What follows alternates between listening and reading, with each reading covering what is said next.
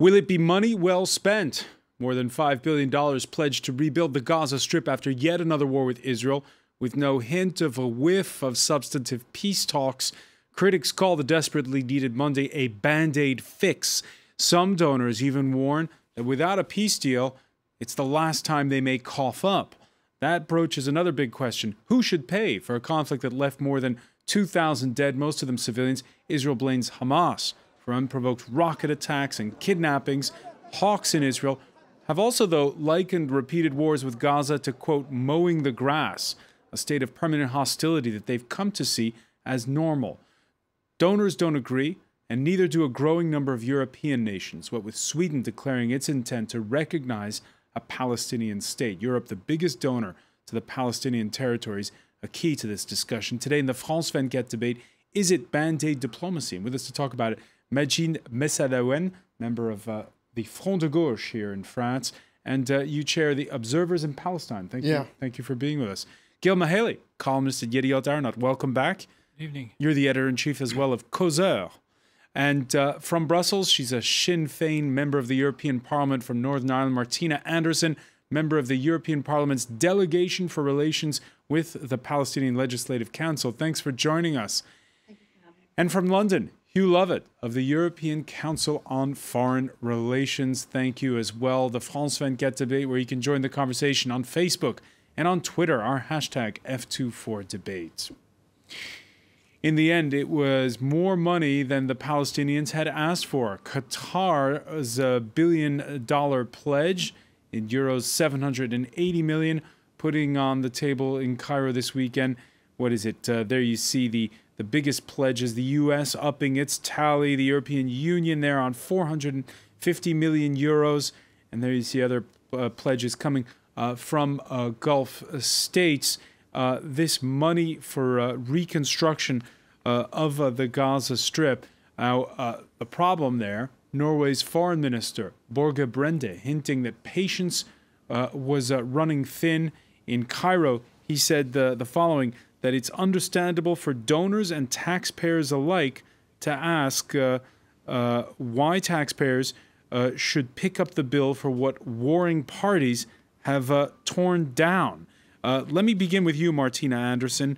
What are your thoughts on this donors conference in light of that? Well, I was just appointed chair of the Palestinian delegation today, and it was one of the discussions that I had with my colleagues here, and we welcome the fact that the donors have pledged the amount of money that they did, which was over and above what any of us really expected. But that said, what we do want to see is the finances now released, because there's a lot of work that needs to be done, and this should not be dependent upon the goodwill of Israel in order for the donors, their contribution to be spent. What we do need, without doubt, is a peace process, a lasting peace process, based on the two-state solution. And that is the only solution that is going to take this forward. And I welcome the fact that the Swedish government has recognized Palestine as a state. I would hope that they haven't yet. They're saying they're going to. They're going to, yes. And I think that was a very welcome development for a new administration. And I hope that others would follow suit. Because we need, and as someone who comes from the north of Ireland and who knows conflict very, very well, I'm a former prisoner. I've been in jail myself for 13 and a half years, and I come out of a conflict, and I've been very much involved in building and consolidating the peace. And I know how difficult it is to maintain peace. For instance, even tomorrow, we have one of our chief negotiators, who is the Deputy First Minister, Martin McGuinness, coming to the European Parliament to brief people about the Irish peace process. So with regards to Palestine, what we have shown, I think, in Ireland is that we have made the impossible possible. And if you have genuine goodwill, the Palestinians have been negotiating for 21 years. And what is required now is for those negotiations to be built on the UN resolution that set parameters for a time frame for a two-state solution in order for the Palestinian people to get the peace and justice that they deserve and to live alongside the Israeli people. Because I'm sure for those people who are living in both of those states, that this is a very, very difficult situation and one that no one should encourage, or that there should be no body or efforts made to sustain the kind of conflict that we have there. A lot of points there you made. Let's address some of them. I'll begin with you, Hugh Lovett, at the European Council on Foreign Relations. Would you say that generally the feeling is that described throughout Europe? Is there a consensus on when it comes to rebuilding Gaza?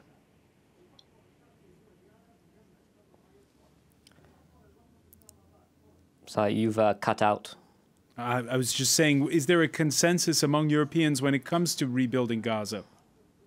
I think there definitely is a consensus that, yes, Europe has a role to play, and Europe will step up and provide the funds necessary to rebuild Gaza.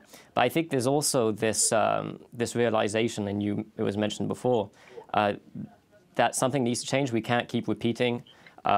We can't keep having donor conference after donor conference. And actually, this isn't the first. We had one in 2009 following Operation Cast Lead, where a similar amount of money was actually pledged. So it does seem like very much a matter of déjà vu. And I think, and I think this is something that policymakers are very, very much aware of. And unfortunately, during the recent conflict in Gaza, we did hear very much policymakers and politicians saying that there needed to be some more forward-looking or some more long-term thinking about how to avoid a return to the status quo. But unfortunately, this has kind of disappeared. The international community and Europe and the US has been very, very quick to rush on board the reconstruction vessel, if you will.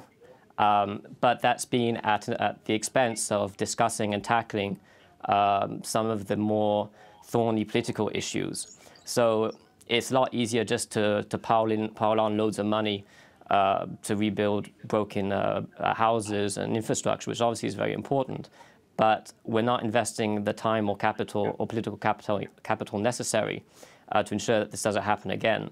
And I think, top of this list is... So that's been left in the court of the United States doing the brokering, Hamas. Is what you're saying? Sorry? That up to now has been left entirely in the hands of the United States, brokering the peace? Completely. But I think, the current paradigm that has framed the peace process since Oslo has been obviously a US-led affair. And I think, there is increasing realization that there's only so far that a US peace brokering can go at the moment. And I think, we're very much in need of fresh ideas and a new perspective. And while I think we all agree that at the moment the EU and Europe cannot substitute a US role, however, the EU does have a very important role to play, not just as a payer, but in virtue of its relationships with Israel and the Palestinians in terms of cultural, economic, and political relations. I think if you did have a European willingness to step up, you could see a potentially more important European role, especially in terms of changing the cost-benefit calculations that are currently governed Israeli policies towards the Palestinians. Gil Mihaly, we've heard this argument before. Why aren't the Europeans stepping in and acting as the brokers? Why not? First of all, I think there's a problem of strategy. They need the European Union should adopt a clear strategy, and I think that if you want to be realistic, then rebuilding Gaza could be an important leverage in order to reignite a very ailing peace process, because with the current Israeli majority, I think that the only thing that could be developed now is what Netanyahu calls economic peace. And we have in front of us at least a few years of reconstruction. But reconstruction is not only about cement and metal bars and stones. It's also about employment, industry, export, and eventually freedom of circulation. And I think that if the Europeans work pragmatically on these issues with Israel and Egypt, I think it could work. All right, let me get your reaction then to what the UN Secretary General said this Monday. Ban Ki-moon, who on Tuesday will be going to the Gaza Strip, he conceded again that rebuilding Gaza is not enough. Large-scale reconstruction must start without delay. But this is not enough to break the cycle. If conditions in Gaza simply revert to where they were before this escalation, the clock will be reset for more instability, underdevelopment, and conflict. Economic revival, which requires the predictable exit and entry of goods and people, can change the dynamics on the ground and ultimately enhance stability in Gaza, which in turn will improve Israel's security. So, okay, so a call there, in other words, to open up those borders so that trade can happen, so that people and goods can move about. Are you suggesting that that should be leveraged in the negotiations over rebuilding Gaza? No, I'm suggesting that this should be the leverage in order to restart something, that this should be the channel through which something could be built. And I want just to say something about what... So the donors should have attached strings, but strings to who? What I mean that the donors should finance and monitor very, I'd say, pragmatic, objective projects. I think that we need to look again at the employment areas. Gaza and Israel has a history. Things were already tested in the past. Some worked less, but there was a political problem with Hamas, and the fact that Ban Ki-moon doesn't talk about Egypt makes it difficult to understand. You can think and believe anything you want about Israel. It won't explain why Hamas has a problem with Egypt, unless you realize that Hamas was a factor of unstable. It destabilized Egypt. At least this is the way that Cairo looks at the things today. Hamas, an offshoot of the Muslim Brotherhood, and therefore close to those that the current president put in jail. And playing a very complicated and dangerous game in the Sinai. It wasn't an actor of stability. And what the Egyptians and the Israelis are afraid of, that every advance, everything that will be improved will be immediately used by Hamas in order again to destabilize the region. All right, Majid Messaouden. Yes. On that point, what should there have been conditions with these pledges of aid? Conditions on opening up the economy more and that freedom of movement of goods and services and peoples, which was one of the things the international community was clamoring for at the end of the war this summer.